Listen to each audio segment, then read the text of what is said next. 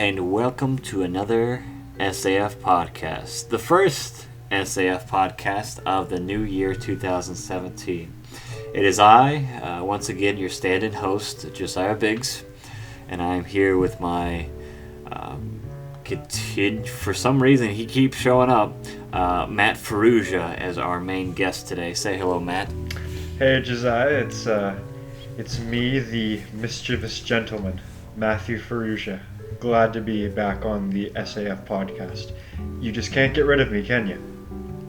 Now, any families listening in, mothers, please hide your daughters because he is out hunting today, and you don't want your daughter to fall in love with this mysterious man of mystery. It's true. I'm nothing but trouble.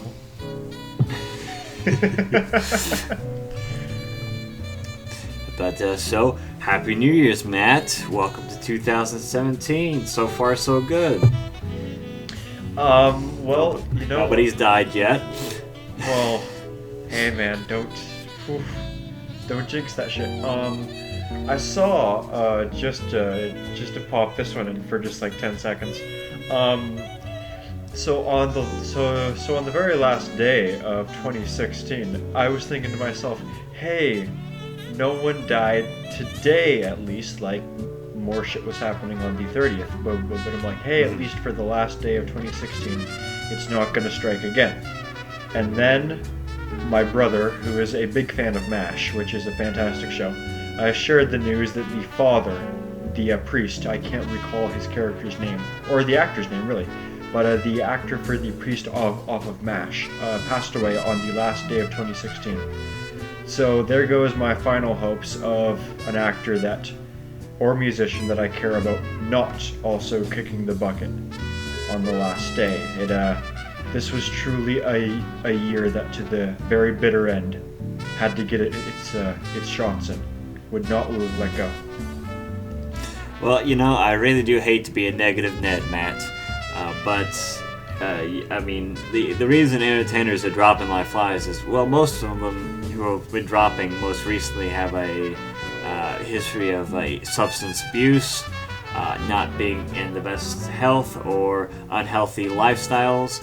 They were getting up to their later 50s, early 60s, and you know, if you don't take care of yourself, or you do drugs for a decade, hardcore style, you know, this sort of stuff, you tend to die younger than the age of 80. It's true. And so, I mean, and the other reason is, at this time, you know, the late 50, I mean, this from the 50s all the way up to the 70s was when we really started to see all these movie stars, TV stars, people like that coming in mass because people were making more movies, they were making more television, they were making more media, and so that's why it's just a natural cycle of things that more people are starting to kick the bucket now because of lifestyle habits, and just because there were, I mean, more celebrities introduced to us, you know, at that time. And so statistically, I mean, it was going to happen, and 2016 was the year. And you know, I'm not saying that I want anyone to die in 2017, but you'll probably see somewhere around the same thing this next year. I mean, we have so many celebrities right now compared to the old days, and especially with the internet, I mean, you can't stay away from it unless you just go offline, like I did for the last week when I was in Mexico. And that is a fantastic transition. And just before we get onto that, though, everything that you just said, as far as I'm concerned, it's a fairly accurate statement for all of those. So, for anyone listening at home, if you lost a hero in 2016, and you know, statistically speaking, you probably did, then hey, look, life goes on, and if nothing else, you should aspire to be one of those heroes yourselves, so you can go on to boost the morale of other people later on in your own life, and let the cycle continue. And hopefully you will not be one of these celebrities that die young drug and other substance abuse and so on and so forth. So, you know what? I guess I could have trimmed that down by saying life goes on, don't beat yourself up. There's always going to be more cool people out there. And let's have a jolly good 2017. Let's try and get that pep back in our step. And to kick us off, for some good news, Josiah, you went on a fantastic trip, by the sounds of it anyways, to Mexico. Yes, I did, and we also stopped in 2 other countries, Honduras and Belize.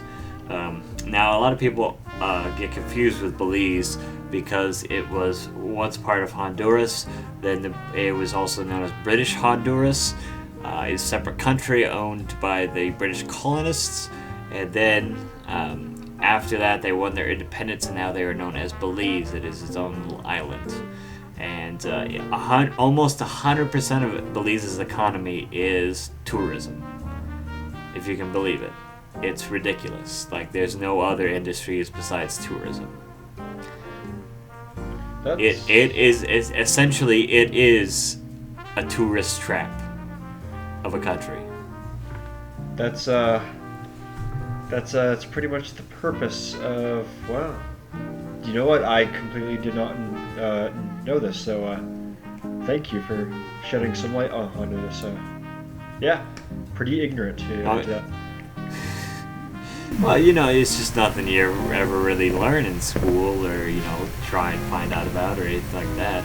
Oh yeah, like back in high school history class, there was no 1 week session where like my teacher was like, "All right, class, this week nothing but studying the history of Belize." That never happened. So so I guess it's only natural. So thank you for teaching us something today.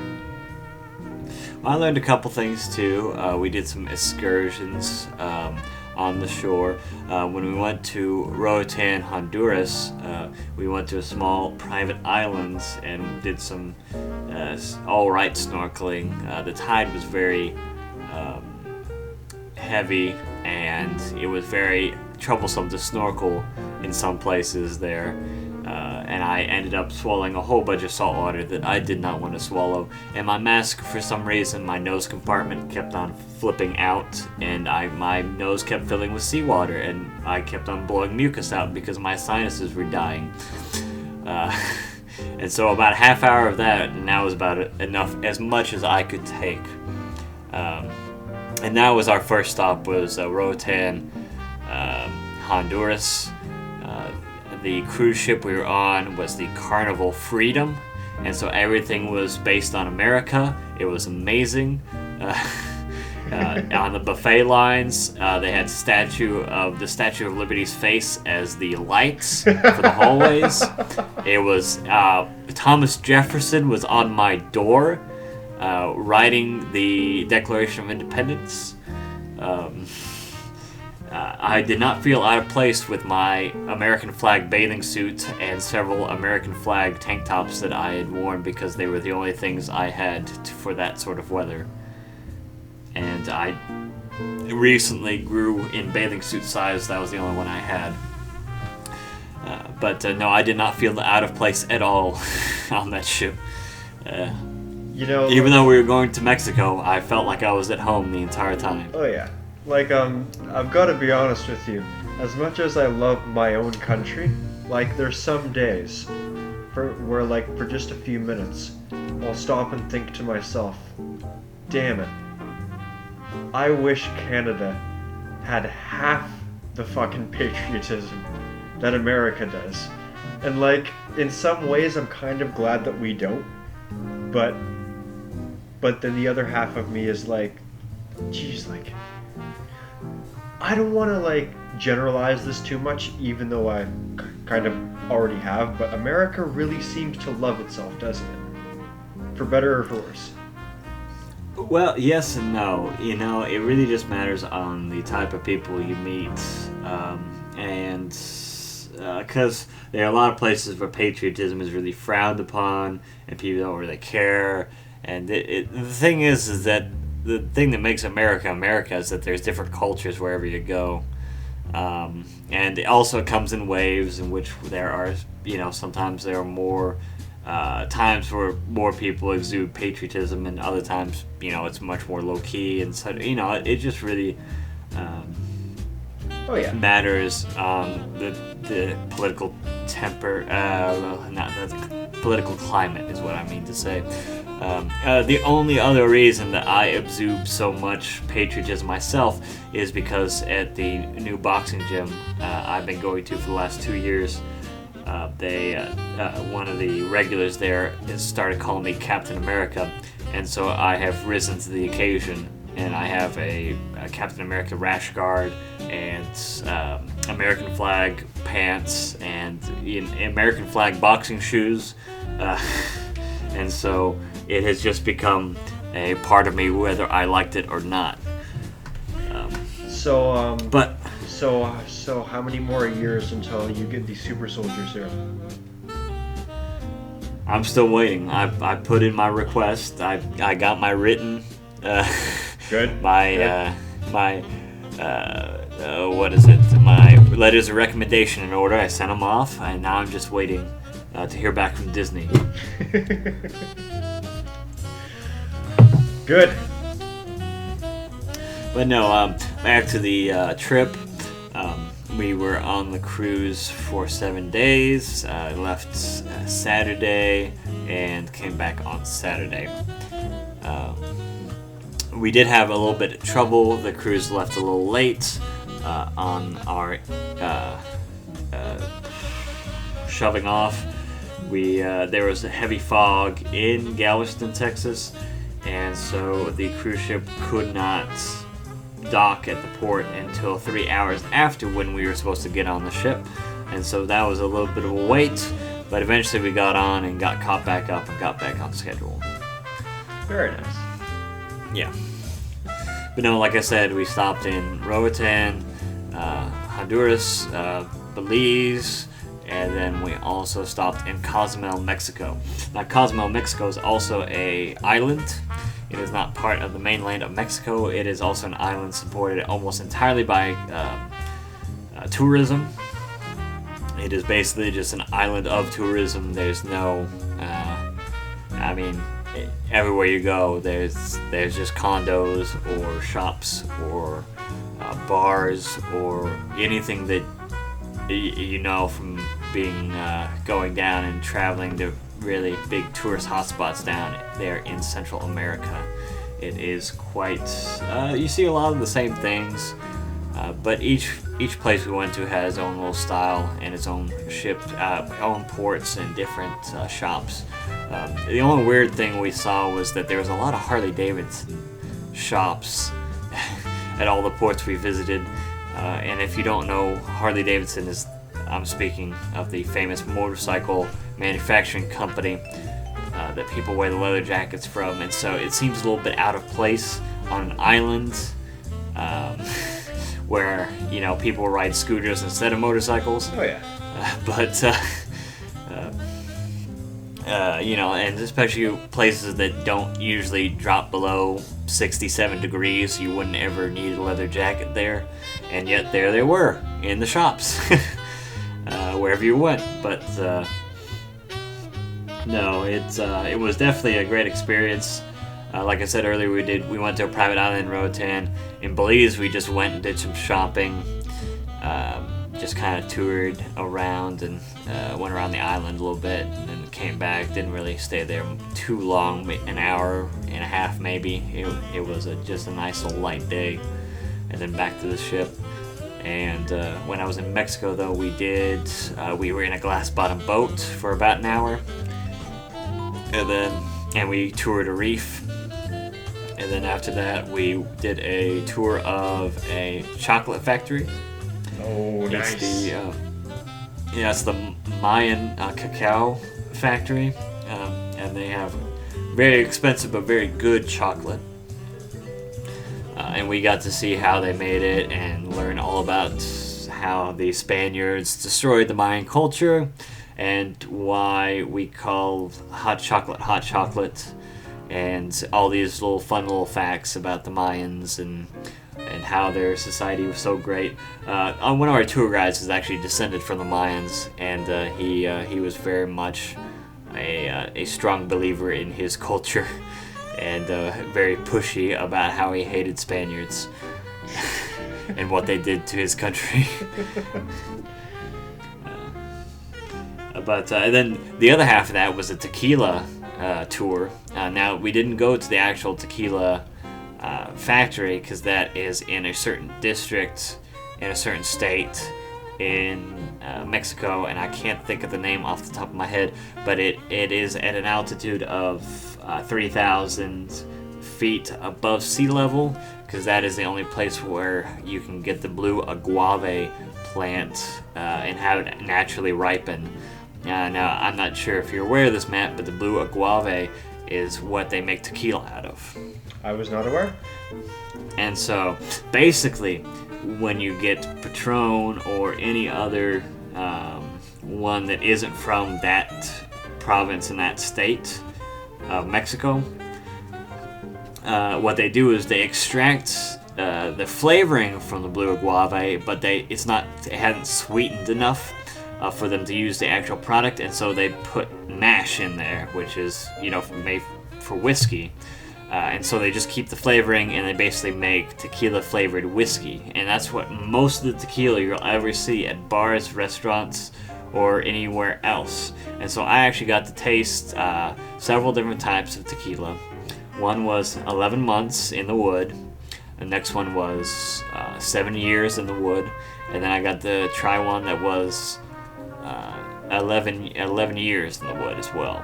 And so, and then some flavored ones. In fact, I took a flavored bottle home with me because it was very cheap for the pure tequila, and it was very good. It was a cherry almond mixed tequila that was very satisfying. Now, the hardest thing about getting the real tequila is that, unfortunately, because of regulations in the U.S., they won't let them export, so you can only go down and get it in Mexico. And you can bring it back, of course, but the only way is to actually go down to one of the authorized dealers in Mexico and buy it. They can't sell it online because of customs. The only way you can get access to it is to bring it back yourself. And so it was very interesting because they gave us about 20-minute information about how tequila is made, why you should never drink Patron because it's made in Las Vegas and it's basically just tequila flavored whiskey. It's not real tequila. Right. And basically all of these secrets to the trade.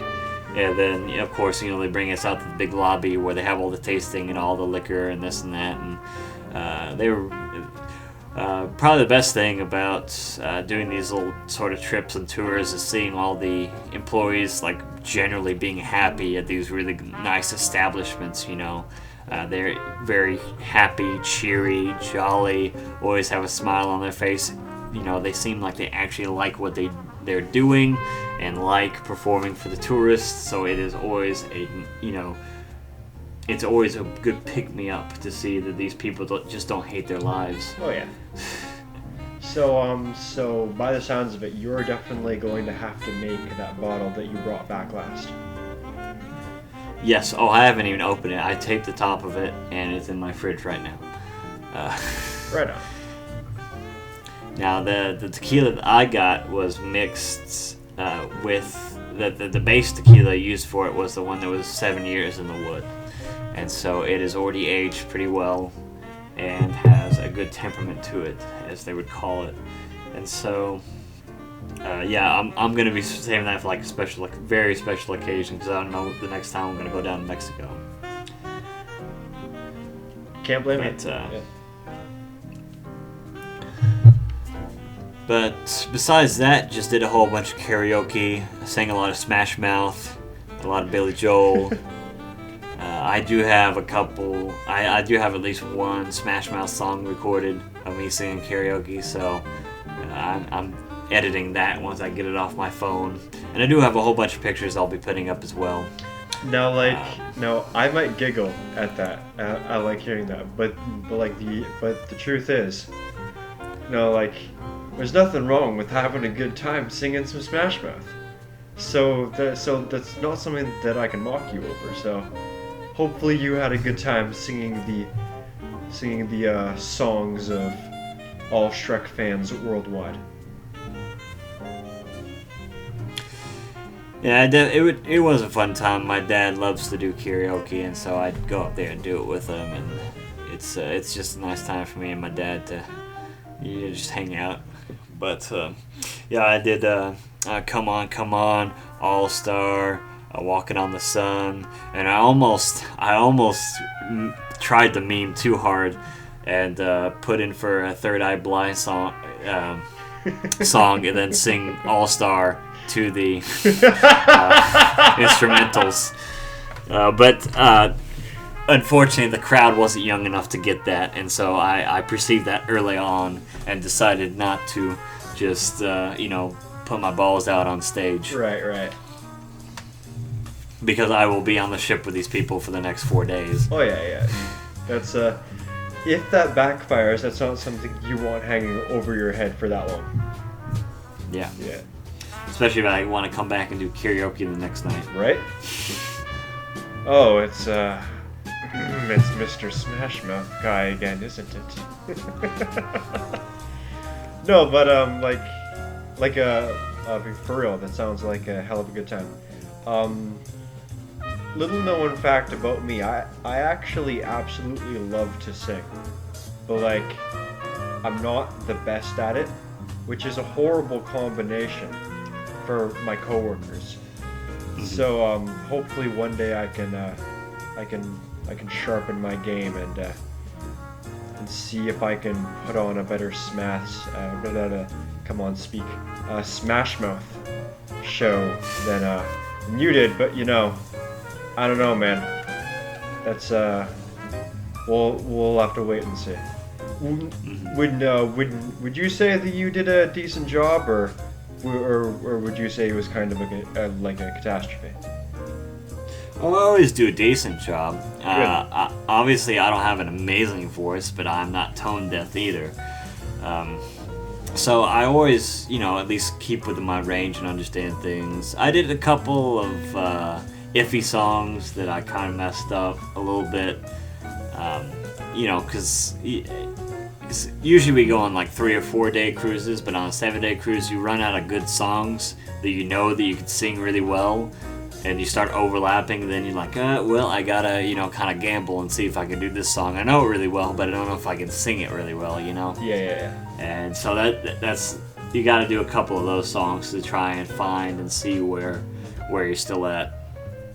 And I think my first time songs I did Sister Hazel, All For You. And then I did For the Longest Time by Billy Joel. That's the first time I'd done that one in karaoke. And then I did Sweet Caroline as well, that everybody knows. And I did a pretty alright job. That was the only one I did really well on for the first timers. But all the other ones I'd sung before on previous cruises and previous karaoke escapades. Right on. So I'm just lucky enough to have Smash Mouth already in my good vocal registry where I don't really have to strain to try and get it. But, because that's half the battle, is not only just knowing the song, but knowing what songs are in your range. Oh yeah. Or you can, or you can do what I do, and not care how many people you infuriate around you when you're singing. It pays to be a scumbag. I'll tell you that for free. Let's not stray away from that fact. But no, all in all, it was a really nice trip. Ate a lot of great food. Had a lot of great liquor. I ordered drinks every night, and so it was a great little relaxing trip for me and the fam. But I'm glad to be back and getting stuff done again. Of course, I came back and looked in the fridge. I came back with pizza. on my way back from my parents' house, that's where I left my car. I drove back to my place with my roommate, and we picked up pizza on the way, and we ate. We watched some New Year's stuff. Opened up some sparkling apple cider. That's the tradition of my family, and so we did all that. Had a good time, and then I'm going to put the pizzas up in the fridge because there's some left over, and there's just all the crap that I had left a week before that he didn't throw away is just rotting in the fridge, and then the milk that expired a day after I left had just turned to cheese. Yep. And I'm just like, why? Why did you not get rid of the stuff that obviously smells and has mold on it? That's, even though the milk is covered, it's still one of the nastiest things ever to me when I go and, lift up a pitcher of milk and it has give to it. That is... It's one of the worst ones, it's one of the worst feelings because you don't expect it. And then you're like, oh, that's, I was thinking of putting that in my body, wasn't I? So I had to, it took me about 25 minutes to get all the stuff cleaned and throw out. And we're in South and Milk for recycling and get all that stuff ready to go this morning. To kind of clear the fridge out and get everything back together. The other amazing thing my roommate did was he bought the exact color and the exact same model of electric toothbrush that I have. Oh boy. And didn't see any problem with that because we both keep it on a carrier on the same counter in the bathroom. Oh boy. And I had the black Sharpie on mine just so I know which one is mine. Of course, yeah. What else can you do? Someone has to put the Sharpie down. Yeah. I don't know. I was like, what were you thinking? He's like, well, I thought I'd seen it before and someone really liked it. I'm like, yeah, I wonder who. But jeez, it wasn't that he bought the same one. He bought the same color and the exact same. It's just, it's so bad. But all that he would have had to have done is just not pick the same color, and then the problem is solved.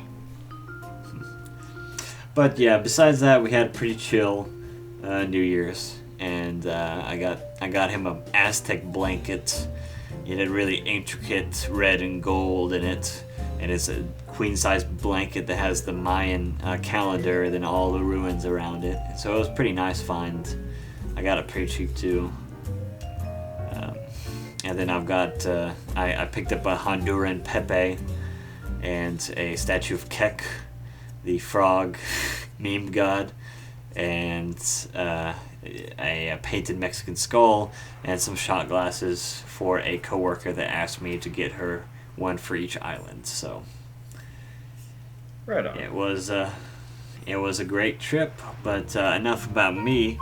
Matthew, how did you ring in your Christmas and your New Year? You know what? For my Christmas, I went out and I had Christmas dinner with my extended family, which is something that's a yearly tradition. That was pretty fantastic. I got to meet up with some old friends again.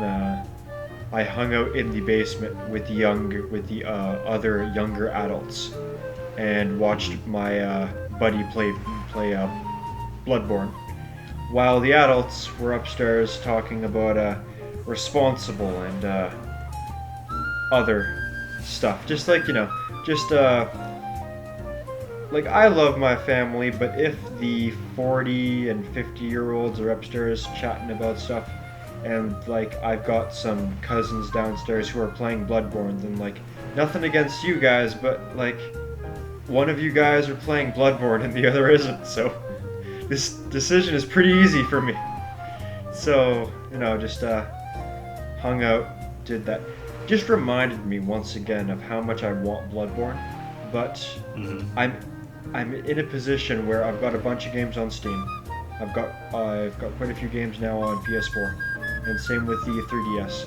And I'm thinking to myself, I'm already gonna struggle enough as is with beating all of the games that I have now. I really, really don't need this, and that's something that I have to remind myself. Like at least once a month nowadays. At least once a month, I walk by like what I consider to be a good deal. Like for example, like we just talked about. Oh man, Bloodborne's on sale for $30. Don't do it. You know what's gonna happen, Matt. You're gonna buy it. You're gonna bring it home. You're not gonna play it. I'm like, yeah, I guess that's true. More rational side of myself.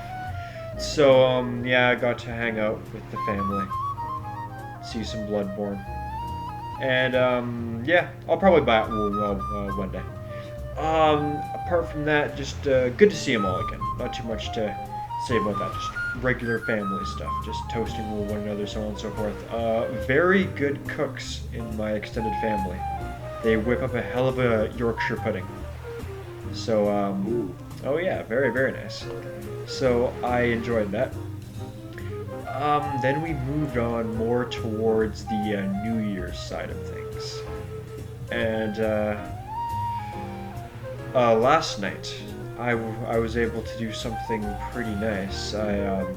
My roommate and business partner, and just overall great friend of mine, he and I, and also my mom, all went out to a Chinese buffet. We went to the Mandarin and had a great New Year's Eve. Had some fantastic Chinese food. So the three of us just got together, got the chance to talk about the future, business plans, just general life stuff. I had a Blue Dragon margarita for the first time in my life at Mandarin, and it's kind of fitting. You mentioned your escapades with tequila, because that was the base for this margarita here, and it was fantastic. If you ever get the chance to try the Blue Dragon, give it a shot, because that's some tasty stuff. Apart from that, just not too much at the buffet. Then I went home, and as I chatted with you about just before we started recording, I fucked up for 2 years running now. I just laid down in bed and I told myself, all right, Matt, you're gonna take a quick nap, then you're gonna wake up, and you're gonna do the New Year's countdown. Guess what part of that didn't happen?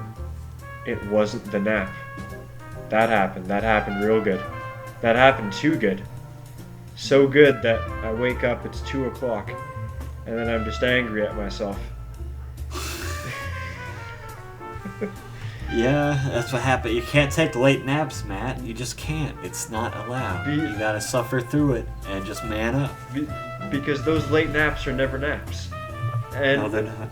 And I should know this by now, but like, when the bed is appealing, then the bed is appealing. That's all that needs to be said. So hey, no, it's fine. I woke up at 2 o'clock and I'm like, okay, I missed the countdown, but it's not too late to drink.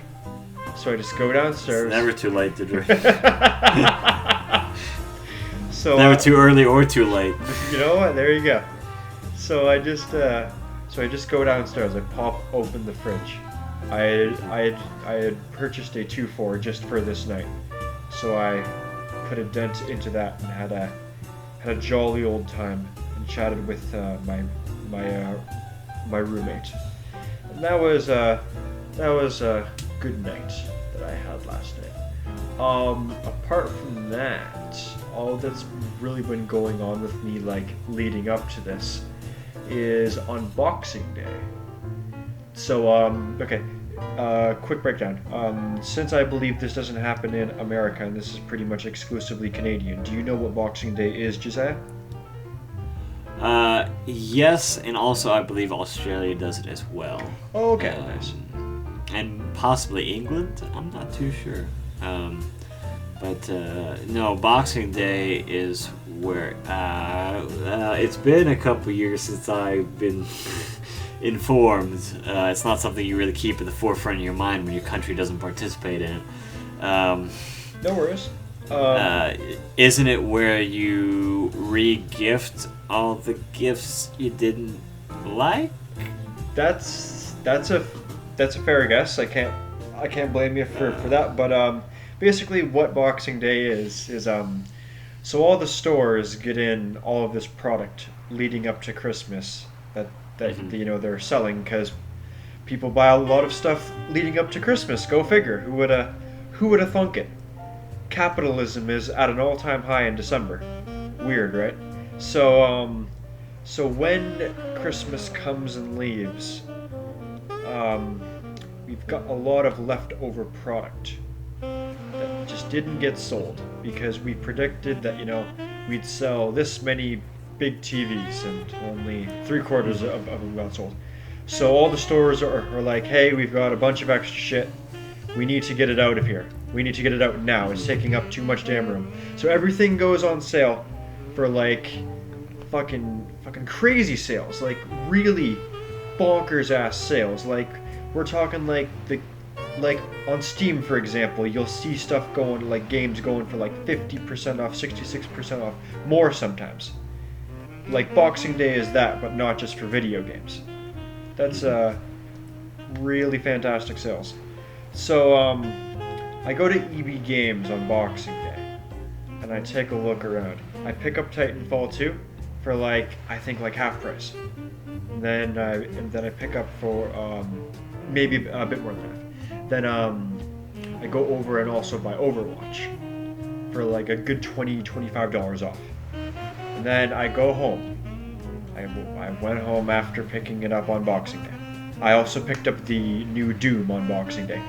Doom is excellent. I've only played half an hour of it for reasons I'm about to get into. But anyone within earshot, Doom's great. The new Doom's fantastic. I liked it so much. I've gone back and I'm starting to replay classic Doom, like Doom 1, because now I'm just on a new Doom fixation. I've always been a huge fan of it, but yeah, just all coming back again. But apart from that, I picked up Titanfall 2 and Overwatch. And I just go home, I pop in Overwatch. I decided that I wanted to do that first. And I've only had a week. It's only been about that long since Boxing Day concluded. So within that time, I've gone from being a level 1 in Overwatch to being a level, I think, 17 in Overwatch. I've played a lot of fucking Overwatch, man. It's a situation. It's the best kind of situation. It's so fucking fantastic. But you hit that point where your eyes start tingling and you're like, I've gotta take a fucking break. Every single thing I've heard on, for example, the Friendcast or other sources or so on and so forth, about people that I trust and their tastes and all that stuff, who have all been saying, go buy Overwatch. All of the even slight skepticism that might have been there is just no. Fucking, if you can pick up one game right now, make it Overwatch. It's I'll try and make this brief, and I will make this brief. But basically, what makes Overwatch special is all of the fast-paced action you have come to expect from any good first-person shooter / first-person action game nowadays.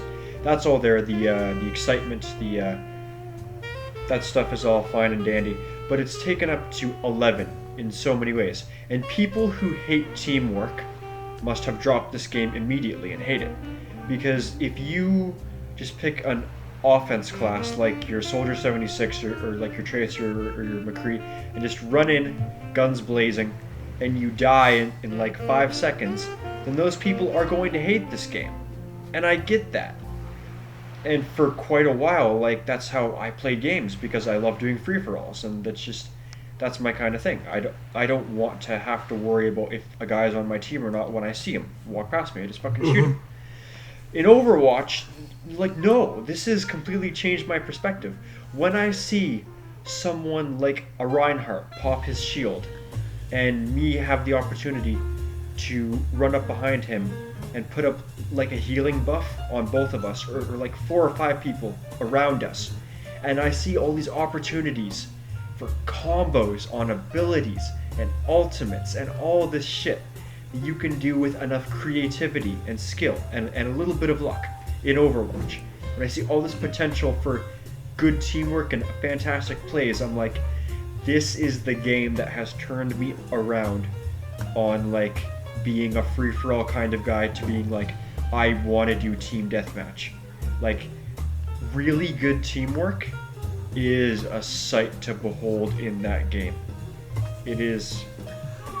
Oh, it's amazing. That's kind of why I've drifted off for quite a while off Overwatch. I don't remember if you remember, but I did get the special edition of it. I had this Soldier 76 statue and the art book and the OST CD. And so I got that. I bought that for $100 back when it first came out, and got it and played it for months and months. And then, around October, it started getting stale, mostly because I didn't have a regular team I could play with, and I was tired of getting stuck with randos. And but I'm probably going to be picking it up back again once it resurges and more good people start playing again. Now, if I recall correctly, you're not playing on PS4, correct? No, I'm playing on PC. Right. I was gonna say, like, if you're also on PS4, then like, fucking of course, like, hit me up like as soon as possible. But no, like, if I get a better PC, then I can definitely look at this in the future. But all that really needs to be said, like, between us, is we both know that this game is fantastic, and what more needs to be said. Yes. No, but the other big thing is, though, they have mentioned that they are going to cross-platform it, just like Rocket League. Oh, they are? Nice. I didn't know this. They announced that a long time ago that they were going to do it, just never when. And so a lot of people are still waiting for that. I'm still waiting for that as well. That's going to be a big thing that's going to draw me back as well. But no, I loved it.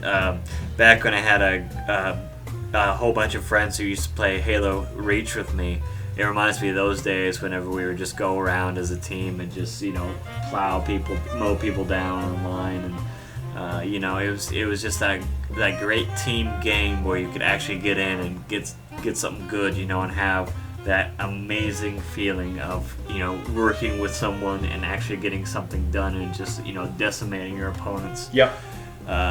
But while we're on Overwatch, who do you main as most? I was going to ask you the same thing, so thank you. I have at least one main in each of the 4 categories, because if there's one thing that I'm not a fan of, it's someone who's like, I just want to play assault heroes, or even worse than that, one hero specifically. Like, if you bought the game, I can't tell you how to play it, but I really want to tell you how to fucking play it, because, yeah, you played it more than me. You get it, I'm sure. You get what I'm trying to say. I understand, because there's always those people who want to play Genji. There's those Genji mainers and Hanzo mainers that always show up, and you got 2 Genjis and 2 Hanzos, and you got to pick up the slack. But no, as far as I go, usually I am much more of a support or long range guy, and so I'll stick to heroes where it naturally goes towards my play style more than something that doesn't. I've played all of them so far. I've touched at least each one of them multiple times, but as far as I go, my mains are usually Zenyatta, let's see here, Torbjorn, and then Roadhog. I mained Roadhog for a long time in the beginning, just because I love that hook, man. That hook, I could pull the gods out of the skies with that hook, man. That's a good fucking hook. Any Pharah, that's like, it's just annoying the hell out of you. Such a fantastic, just hard counter. Speaking of Pharah, I cannot play a good Pharah because I'm not good with jetpack mechanics. Like, I've never been good with jetpack mechanics in video games. That's fair. And so whenever I do play Pharah, it's terrible. It's god awful. It's like I wasn't made to play this, and so. No worries, man. So that's why I do stick to my strengths. Oh yeah. And there are some, like, I could play Hanzo pretty well. I played him quite a bit whenever we needed, a ranged guy. And I've also played Mercy or Armor Girl, Diva? Turret Girl. No. Oh, she's a support. Has the teleporter. Oh, Symmetra. Yeah, Symmetra. Yeah. For some reason, nobody can ever remember her name, but. I've played her quite a bit as well. Right. Just because, like I said, I'm really good at support and coming up behind people and setting stuff up. I did do a good deal of Junkrat as well in the beginning, like I said, I'm not really a guy. I'm not really a Soldier 76 guy or like a Tracer guy or although I have done. McCreed before, and I can't play him. I can't do it. It's hard.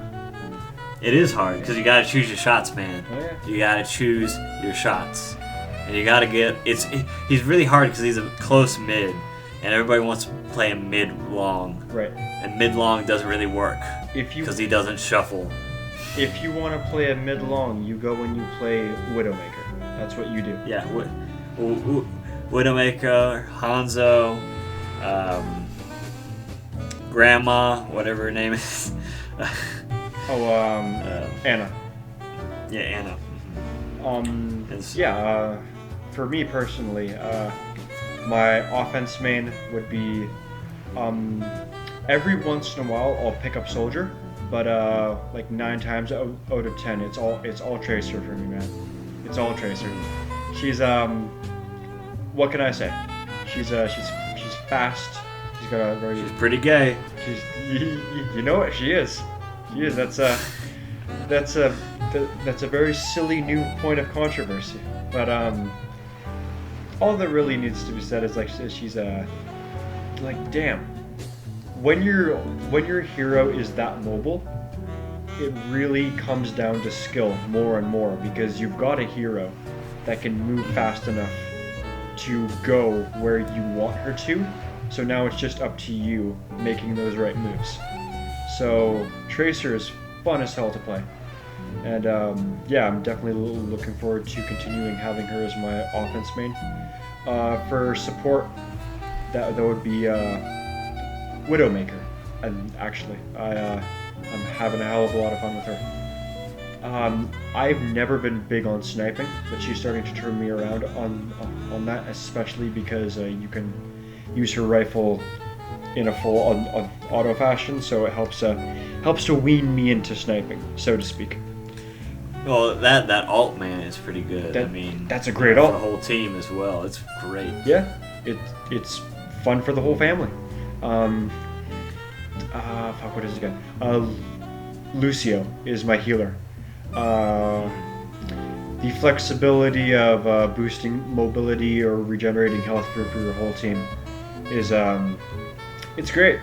It's there's not too much to say about Lucio that someone else who mains him wouldn't really be able to get, but basically just that flexibility and fantastic movement speed is that's all that really draws me to Lucio, and that's all that I really needed. Who's my fourth main? Again, Diva. Diva is a fantastic tank. I considered trying out Reinhardt for a bit, and I did for a. He's fun. Reinhardt is fun, but something doesn't click with me to the same degree as Diva. Well, Reinhardt is really fun, but if you don't like to be bored for like half the map sometimes. Oh yeah. Depending on what game mode you're playing, you're either gonna screw it up for your team, or you're just gonna die of boredom there. Sometimes because it's a necessary evil, Reinhardt. Whenever it comes to your play stocks, if you're great at offensive Reinhardt, good for you. But if you're not maining him 100% and know all of his ins and outs, you're gonna have to stand on that payload and just be the shield. Man. Yeah, just be that fucking shield. Yeah. A really good Reinhardt player. I definitely have to say both a good Reinhardt player and good healers don't get enough credit, because if it wasn't, oh man, yeah, you need him. I mean, I've seen some really great. I've played against some really great Reinhardt players, and just got my poop pushed in. If you could find a really good Reinhardt player, dude, they love you. They love you to death. Healers, nobody ever pays attention to. But if you got an offense, a Reinhardt that can switch from the offense to the defense whenever he needs to, that guy is gold. People love him. It's no, you're totally right. On one hand, they don't really get enough credit, but when the end of the round comes about and it's time for people to vote on who got the best plays, everyone's more than happy to credit the healer or the Reinhardt then, but in the middle of a match, what you've got to recognize is the fact that someone had to step up and do that, and not be the guy who got 24 kills this round, which is something that always feels great to do, but you can't always be that guy. Even though we all want to. So, yeah, best game of 2016, easily. You know what? You're right. Uncharted 4 my ass. Pretty much. I think I've more or less said my piece now. Not too much more that needs to be said about Overwatch. Go and buy it if you haven't bought it, people. It's very, very good. It's a good fucking game. Don't play nobody but Genji. That's my tip to you. That's please do that, folks, or rather, please don't do that. Don't do that. What else is on the docket? Well, what are you looking forward to in 2017? We got a whole bunch of stuff coming up. We do. We got movies. We got maybe games. I know Ukulele is supposed to be coming out next year. That's a big, wait and see. We'll see. I mean, there are a lot of good things,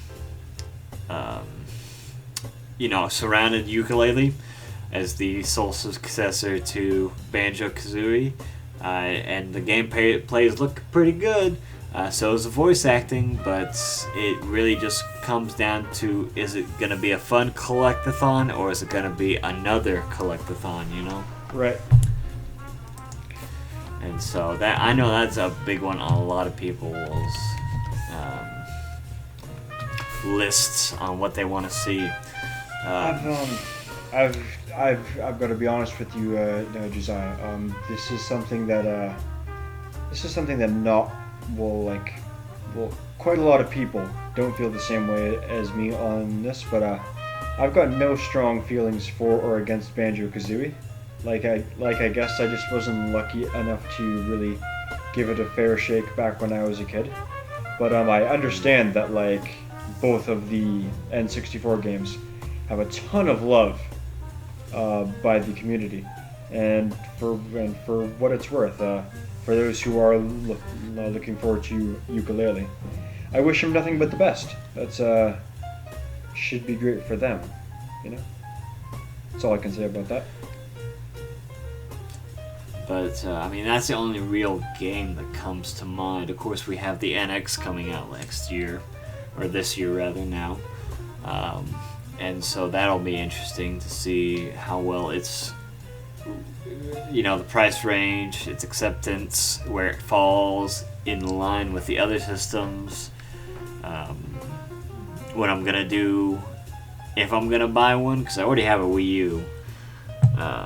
So we'll see if it really gets me going or doesn't. There's a lot still unanswered about the NX and what kind of games are going to be on it. Of course, the new Zelda. Breath of the Wild. Yes, that's coming out. And so that's also on people's list on what to look out for. Of course, I think everybody has super high expectations.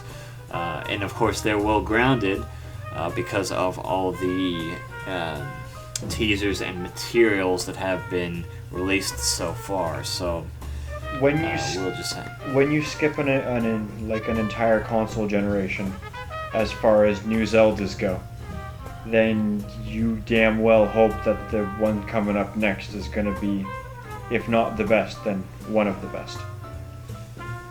Well, I mean, it basically takes the series into a different direction. Not that all the games in the past haven't taken their own directions. Oh yeah. But it's opening things up a little bit more. Well, like which the games just tend to do naturally. From what I understand, this is basically Monster Hunter now. Yeah, but with Zelda. So we'll see if the two best things come together and make greatest thing of all time or not. Oh yeah, and for what it's worth, when I say that, there's no disrespect there. Like, I think that Monster Hunter is fucking fantastic. It is it's great. Yeah, absolutely, it's damn good. And Zelda is also a beloved classic too. Most Zelda games I'm not head over heels in love for, but the franchise itself is definitely fucking solid. So yeah. If I do grab a Switch one day, then I'm sure I'm going to be picking this up. That's right, it's called the Switch now, isn't it? Gosh, I'm living in 2016. I kept calling it the NX. No, it's alright. As for like personal stuff, what I am looking forward to in 2017. Can you take a guess what I'm going to say? Well, is it a movie? Is it a book? Which video game franchise do I absolutely refuse to go without mentioning at least once per podcast? It's Shining Force? Persona 5. Oh yeah, Persona 5. Yeah. Well, I was just trying to name the big video games that I remember. Like I said, I've been out of the country for a week, so that definitely puts me on the backlog, as well as me not being always the most receptive to game trailers. No, it's alright. I'm just fucking around a bit. No, though, there's still new P5 trailers that I haven't seen. I just saw one just yesterday. Like I go onto PSN off of my PS4, and then I look up Persona 5 just to see what data is already on there. Like, what's the scope of what's online about like launch prices or pre-orders or fucking whatever. And then I go over to P5's page on PSN, and then it boots up a new trailer that I haven't seen yet, and I was under the impression I had seen all of them, because, like, it's me, and I bleed Persona. Like, Shin Megami Tensei games are just pouring out of my pores. And then, like, I boot this up, and I'm like, this is more new shit. Like, I don't know, I'm just happy, man. Like, I can't, like, Atlas will not allow the hype inside of my heart to de-escalate. No. And for good reason, because P4, like, was pretty much their biggest thing, and it's considered one of the finest games of all time by a lot of people, and for damn good reason. I feel the same way. So, a successor to a game of that high standard is something that people are going to be chomping at the bit for. It's looking forward to that a lot. I've already said more than enough of what needs to be said about my absolute infatuation with the Shin Megami Tensei franchise. So I'll leave it at that. But that, Josiah, is what I am looking forward to in 2017. Now, I want to shift gears a little bit here and go to some movies, because I just looked up the lineup we currently have for movies coming out next year, and there are some which I didn't know existed. And some of these make me laugh quite a bit. There's a new Saw movie coming out called What? Saw Legacy. No! Yes. You're lying to me! Saw: Legacy. The last one had the subtitle The Final Chapter, if I recall correctly. But what if there's another book? Well, well, then I have to go to Lionsgate and lodge a formal complaint and tell them I don't want more of your Saw movies. I guess that's what. Don't worry, you won't be the only one. But besides that, let me list off some other possible cancer/sequels that nobody wanted. Please do. Insidious Chapter 4. Okay, I guess. Insidious Chapter 2 should have been the last one. It's the one that tied everything together and made sense of it. 3 and 4 don't need to be made. Unfortunately, 3 was already made, and now 4 is in the works. Hooray. Let's see. World War Z 2 is coming out. I did not know this movie existed until I looked up this list just 3 minutes ago before you went on your video game spiel. But yes, they are making a second World War Z movie. I still haven't seen the first. Well, there's a reason for that.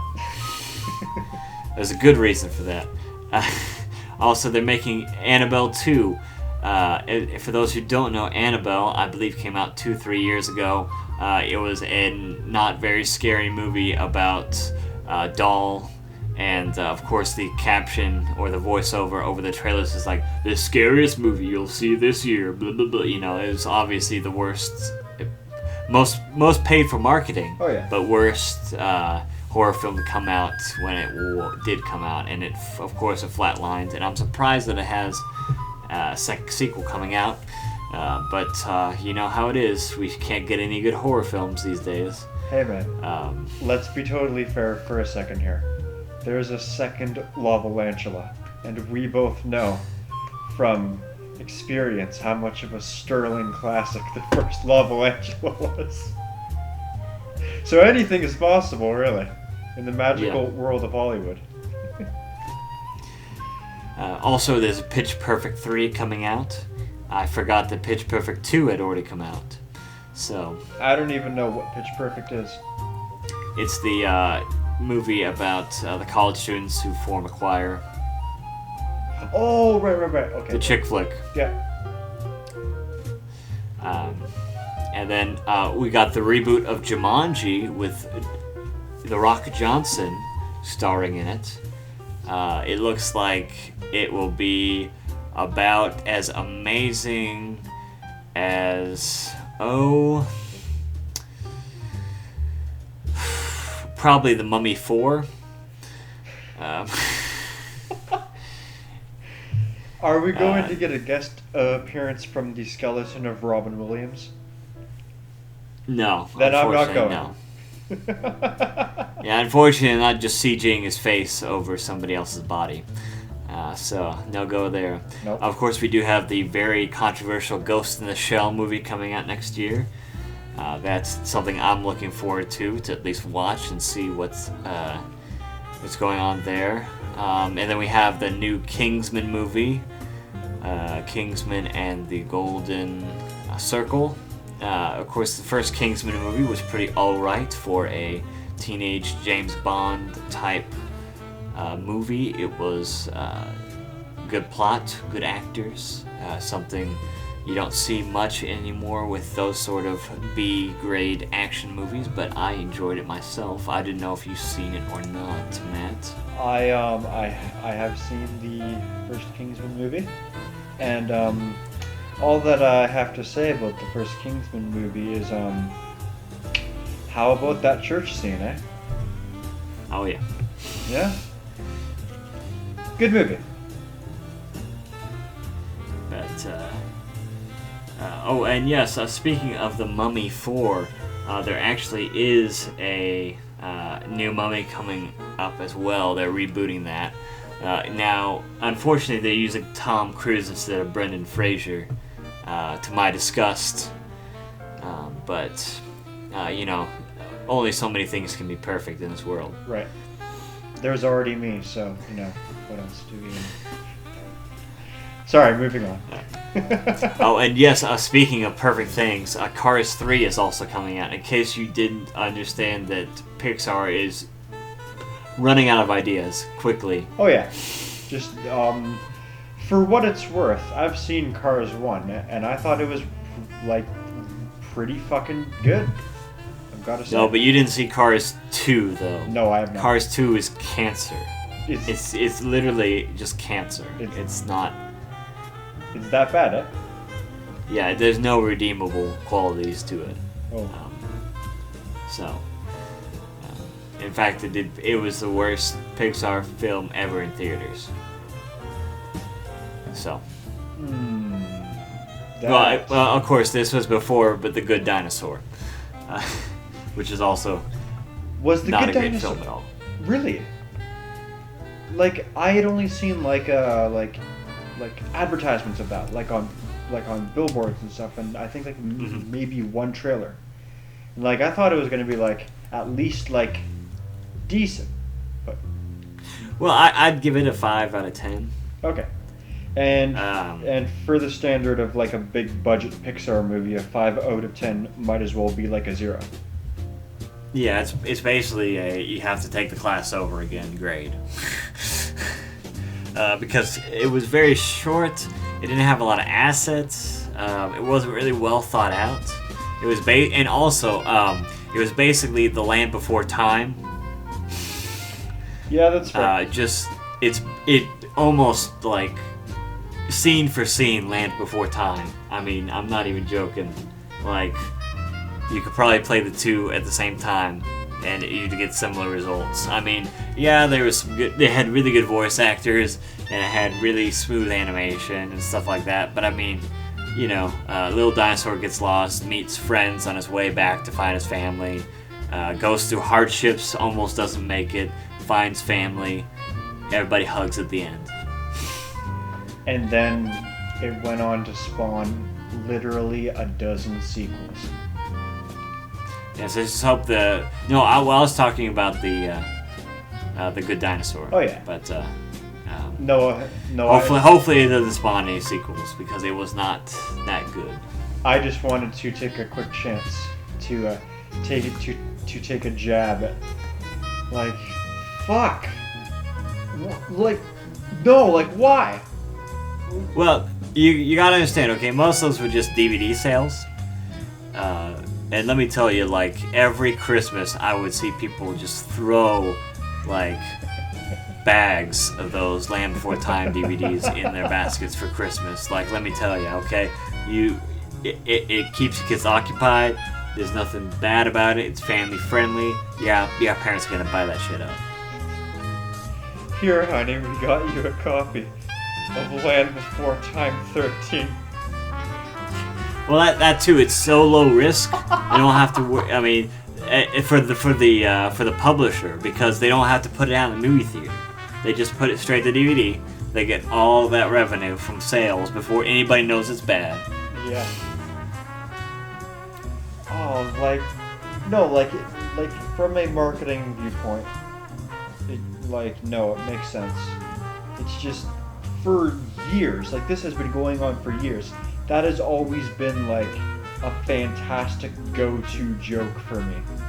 Is like, why? Like, name one other franchise that has had 13 direct sequels or whatever the fuck. Why The Land Before Time and not anything? What made the first one so special where the developers were like, okay, a dozen more of these. No, literally a dozen more. We need it. I just got that feeling, man. Well, let me just put it this way. Dinosaurs never get old and never not cool. Especially with all the recent studies in paleontology, gave them a lot of new material to work with constantly.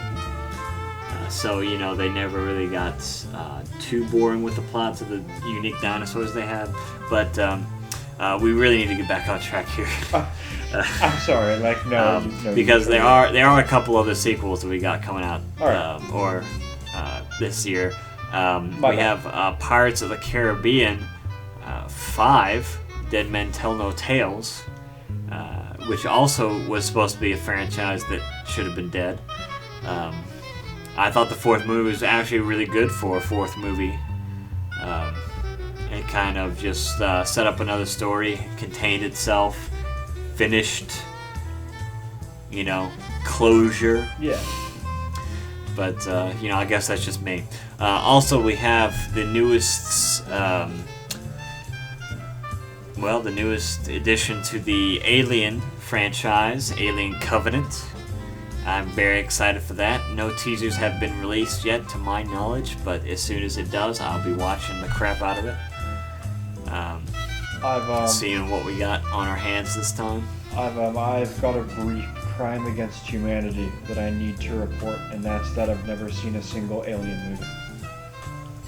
Well, okay. You watch Alien. Okay. Aliens. Okay. You can skip the third one. Watch all the AVPs. Alien vs. Predator. Yep. Watch Predator, Predator 2, and then you're all caught up. Alright, right on, because that's perfect. I've also never seen a Predator movie. Oh, and then also watch Alien Resurrection, too. The third one isn't good, but Alien Resurrection is good for the... it's not really great. The plot doesn't go anywhere, but for that last scene, physical effects is just amazing. So good that it's it's good enough that it makes the whole movie then, pretty much, yeah? Oh, you've probably seen GIFs of it before. Yeah. That's how good it is. Is that it's one of those God gifts that such a high tier gift that you see it floating around every once in a while, even if it doesn't have any sort of thing to do with whatever the person's posting about or anything. Oh yeah, just something that's so good that it's just fuck it. This is not... You gotta share it every once in a while. It always pops up every once in a while. Also, we've got John Wick, Chapter 2. Of course, everybody's been on the edge of their seats for that, who's a fan of John Wick, because Keanu Reeves has been live tweeting about getting ready for it, and training and shooting and everything like that. Also, we have the new Guardians of the Galaxy coming out. Right now it has the name Volume 2. We'll see if it keeps that name, or maybe it gets a real name. Spider-Man Homecoming. I'd like Thor to see Ragnarok. Yeah, I'm really excited to see the new Spider-Man for once. I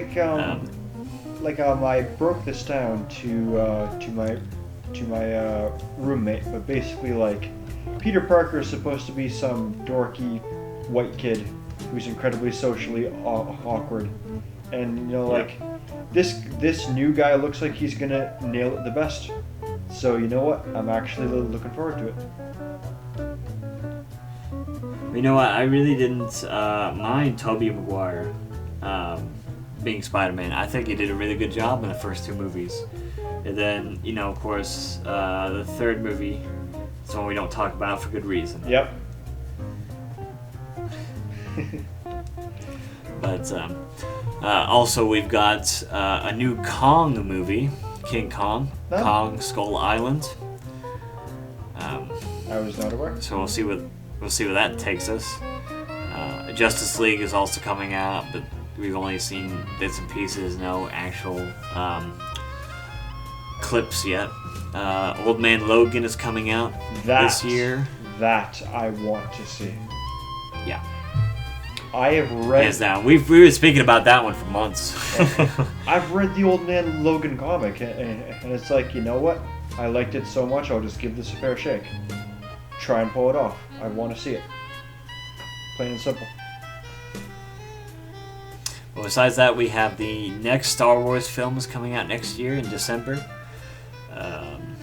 They thankfully, I don't know if you already knew this, Matt, or not, but Carrie Fisher had already finished filming her scenes before her early retirement from this world. Yes. She did finish all of her scenes for the upcoming film, so it did not hurt the script or anything like that, and they'll probably leave a tribute for her at the end of that as well. Right. Which will be nice. I'm definitely looking forward to seeing Episode 8. I have not missed a Star Wars movie yet in my life, and so yeah, I'm definitely looking forward to giving this a fair shake. And I did hear that news about Carrie Fisher being finished up with her role, so thankfully that'll I don't want to sound like I'm prioritizing the memory of an actor more so than like the damage done to a script, but it's good that the script is going to remain unchanged. I mean, another thing about that is that she is an actress. I mean, she's always been an actress, never really any other side careers, and so being her last movie, it is important that it's made right. It's just like something that she's remembered for, as well. I mean, that's how they leave their mark, on our society, on the world. Is by those films, and it is an important thing that she did. That they did have enough. That she did finish her work before passing, because it does have a big impact, whether we like to speak about it pragmatically like that or not. I mean, we also got to remember she is an actress, and I believe that's how she would want it to be. Sure. But and then we come to the dark horse of films, and that's going to be the Lego Batman movie. This could go so many ways. I'm hoping it's just a giant laugh fest. I have less than nothing to say about this, so I'm just gonna let you take it away. Well, Lego movie, it was good. It got overhyped. It wasn't a great movie by any standards, but it was a very funny movie, and the humor is very spot on. So I was very happy about that. Great everybody movie. It's one of those movies that you can put in, and most people are gonna like. Like I said, it's not breaking any barriers or walls or doing any extreme new cinema we've never seen before, but they know how to do the comedy right, just like the games. So hopefully this new Batman film is just a giant parody, and that's the only way I see it working in my head as well. And from the commercials that I've seen and the little teasers, that's looking like they're just going to have a huge focus on comedy, which is what I really want, because it's just one of those movies where you don't really have to worry. You just sit down and laugh, Oh yeah. Sometimes you need that. Yeah. Anything else on the docket? No, as far as anime goes, probably the new season doesn't start for another week and a half, so I'll have my list compiled next podcast for that, so we can get started on our spring anime as well as the new year. Looking forward to Drifters. I'm definitely looking forward to that. I need to finish it. Now, it's funny you say that, because Drifters was only supposed to have 12 episodes, but I watched the 12th episode today, because I had just gotten back, and it came out last week. And they had teased a 13th episode on it, so I don't know what they're trying to say. So we'll see what happens. Oh yeah. And hey man, as long as more of Kota Hirano's work is getting adapted, then fuck, I'll see it. Yep. That man's great. Thankfully the manga's been grooving right along too. The Drifters manga has been coming out in spades recently, so it's been doing good work. So we won't run out of material anytime soon for the anime. Although I have a sneaky suspicion it'll stop and then restart and then stop and then restart. But Oh yeah. nope, that's everything that I've got on the docket. So let's wrap up this baby, and I'd say put a bow on it. But Christmas was last week, so It was. But it was a hell of a good Christmas for me. By the sounds of it, things were good for you too as well. oh yeah. But, so here's from us. Well, the two of the SAF family that are here. Wishing everybody else out there a happy New Year, and a fresh start if you need it, or continued success if you already have it. Absolutely.